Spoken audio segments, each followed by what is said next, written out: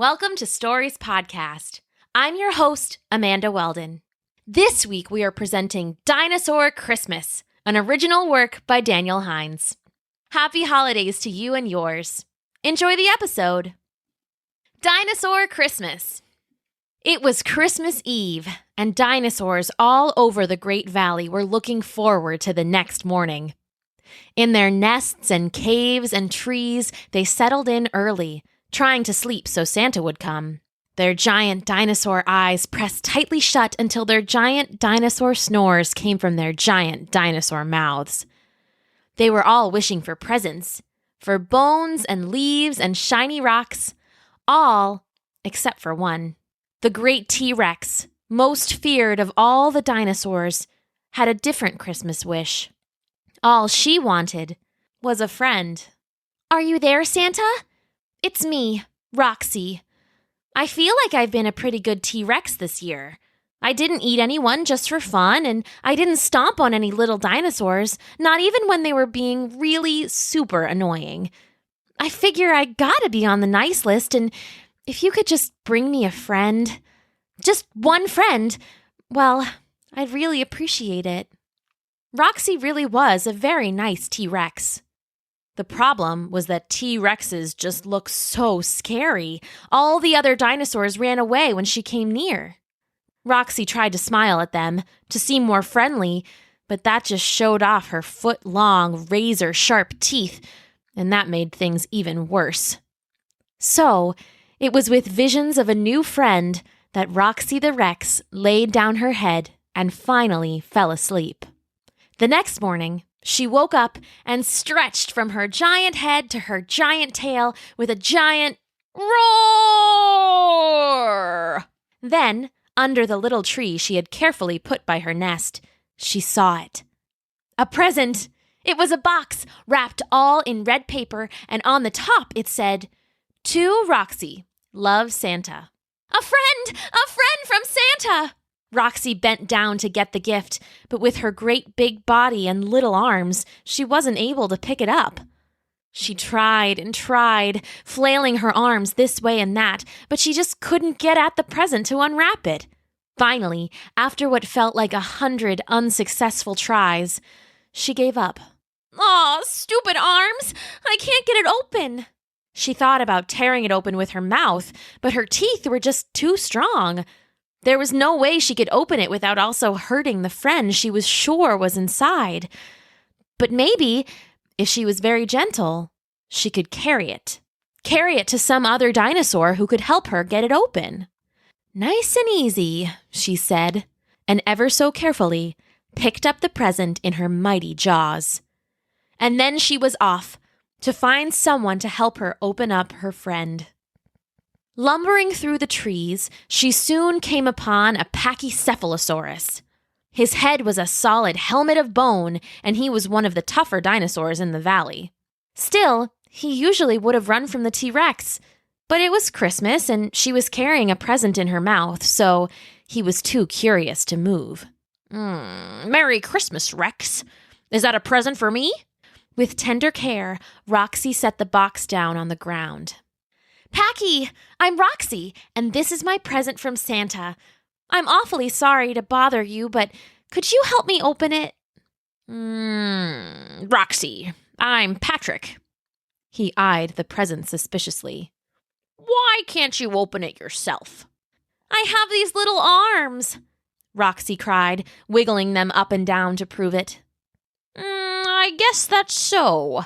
Let me take a crack at it." Pat stepped up and tried, but his own arms were barely bigger than Roxy's, and he too couldn't get it open. "I've got little arms too, I'm afraid, but maybe if I use my ramming head." "No, you'll break the box." "Whoa, is it that fragile?" "It's the most fragile. It has a friend inside." "A friend? In a box?" "Yes. I asked Santa for a friend, and when I woke up, this present was under my tree, so it must be a friend." Well, I can't get it open, but I've never seen a friend in a box before. Would you mind if I came along with you until you can get it open?" "You can come, but no headbutting." Oh, how about just one headbutt, just to see how it feels? No! Oh, fine, no headbutting. And together they set off, lumbering through the valley. Noisy as they were, it wasn't long before they disturbed the nest of a very matronly pterodactyl. "What's all this ruckus?" she said from her nest atop a thick red tree. "My babies are trying to sleep." Roxy set the present down again. "Sorry up there. We're just looking for someone to help us unwrap this present from Santa. Maybe you could give us a hand?" "A T-Rex!" cried the pterodactyl. "What is this? Some trick to eat us all up?" Is that you, Tara? It's me, Pat. She's telling the truth. She's got a present from Santa down here, and we need help getting it open. "Why can't you open it yourselves?" "We have these little arms," Roxy cried, wiggling them up and down to prove it. Tara flew down to the ground, but it was clear right away that she wouldn't be able to help. She had no arms, only wings tipped with sharp nails. "Sorry, maybe I could peck it open?" "No, my friend is in there." "A friend? In a box?" "Yes, I asked Santa for a friend, and when I woke up, this present was under my tree, so it must be a friend." "I've never seen a friend in a box before. Do you mind if I tag along until you get it open?" "Sure, you can come." From the nest above, there came a chorus of peep, peep, peeps. "And now we've woken my babies up. Looks like they're coming too." Tara lowered all her babies to the ground, and all together, they set off across the valley. Next, they ran into a stegosaurus. He had no hands at all, and dull, blocky teeth besides, but he was too intrigued by the friend in the box, so he came along. The same was true for the Triceratops, Brachiosaurus, Brontosaurus, and Parasaurolophus, and they all came along too. Before long, Roxy was leading a big crowd of dinosaurs across the valley. "It's no use," she said finally. "I'll never get bigger arms. I'll never get this present unwrapped, and I'll never get a friend." She sat down with a crash and began to cry giant dinosaur tears. The baby pterodactyls splashed and played in the puddles they made. Roxy smiled at them and let them climb up her big feet and jump off again into the water. I didn't want to suggest this earlier, but there is one group of dinosaurs I know who can open the present. But I don't think anyone's going to like it much. "Really, Pat? Who? Tell me." Pat looked around at the group of dinosaurs, pausing for dramatic effect. "The raptors!" There were gasps of surprise, gasps of fear, and gasps of emotions even more complicated. "The raptors are dangerous," said Tara. "What if they attack us?" We're with Roxy. She's the biggest, most dangerous dinosaur of all, and she's been perfectly nice. Besides, if they try anything, I'll give them the old headbutt." The other dinosaurs started to argue, but Roxy had made up her mind. "We're going to see the raptors." Roxy and the crowd walked slowly into the raptors' territory among the trees. Old, gnawed bones laid here and there on the ground, and deep claw marks were evident on every tree. "Hello? Raptors? Are you here?" Suddenly, there was movement all around them. Sleek shadows flitted from tree to tree, and then the raptors emerged. 5, 10, 15, and more. So many that Roxy couldn't even count them all. All of them had large, needle-toothed mouths and cunning clawed hands and suspicious yellow eyes. The largest one slipped from the trees and stood in front of Roxy. "So, Rex, you've come to challenge the raptors, and you've brought friends. Well, I'm Grant, the leader of this pack, and we'll take you all on if we have to." Roxy quickly dropped the present on the ground. You don't have to! We're not here to fight. I'm Roxy, and I got this present from Santa. None of us can open it, though." The raptors circled warily. Grant sniffed the box and nudged it with his striped snout. "A present? Why don't you open it yourself?" We have these little arms, they cried, wiggling them up and down to prove it. And I only have feet, the Stegosaurus chimed in. Why not use your teeth? No, my friend is in there. A friend? In a box? Yes, I asked Santa for a friend, and when I woke up, this present was under my tree, so it must be a friend. I've never seen a friend in a box before, admitted the raptor. I guess I could help you out. Really? You will? Sure, you've got me curious. And with that, Grant reached out his clever claws and neatly tore the paper from the box and lifted the lid. Doesn't look like a friend to me, Pat said. Inside the box was nothing but Christmas decorations. Strings of shiny lights and colored balls and trays of cookies and all sorts of things. All sorts of things except for a friend. Roxy began to cry. Then she began to sob. Then she began to wail. Tara put a gentle wing over Roxy's shoulder, even though she had to climb up her back to do it. There. We got the present open. There's no reason to cry. Roxy wailed again and stuttered out between sobs. I'll never have a friend. But Roxy, I'll be your friend. Really?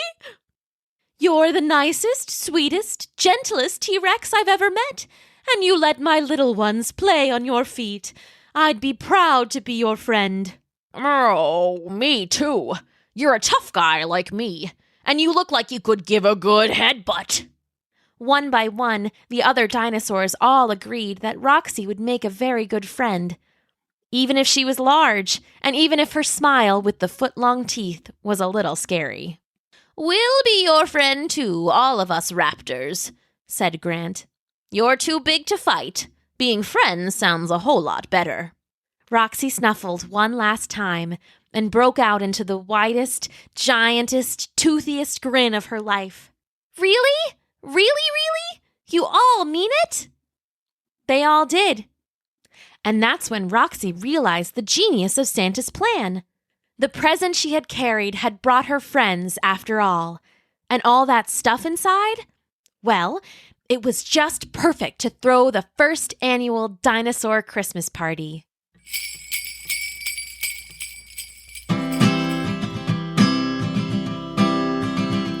It's a Dinosaur Christmas party. Shake your prehistoric body. You know Jurassic's the place to be. We're gonna party like it's 99 million BC. It's a Dinosaur Christmas for me. It's a Dinosaur Christmas party. Can't unwrap presents, the T-Rex said, with little arms and this great big head.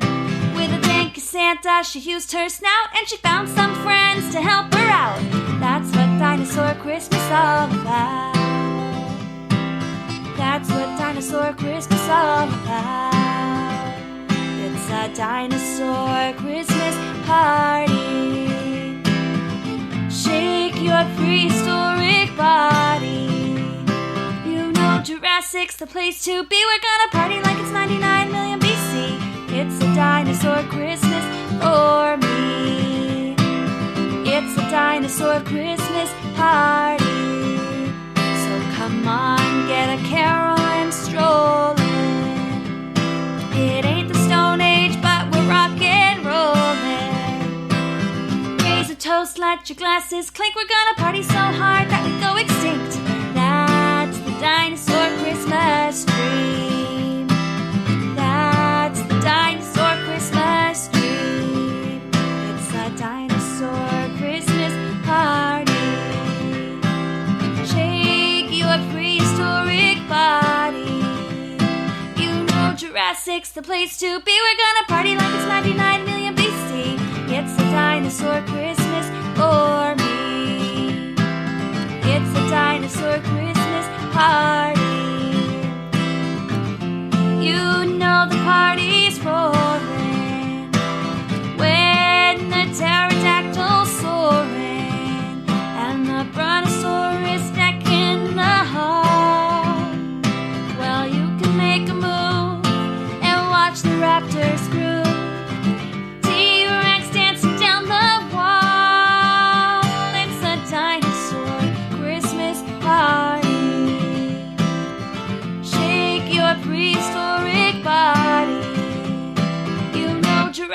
the place to be. We're gonna party like it's 99 million BC. It's a dinosaur Christmas for me. It's a dinosaur Christmas party. It's the dinosaur Christmas party. Shake your prehistoric body. You know Jurassic's the place to be. We're gonna party like it's 99 million BC. It's a dinosaur Christmas for me. It's a dinosaur Christmas party.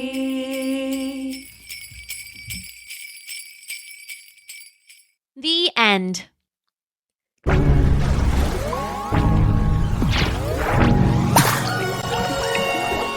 Thanks for listening.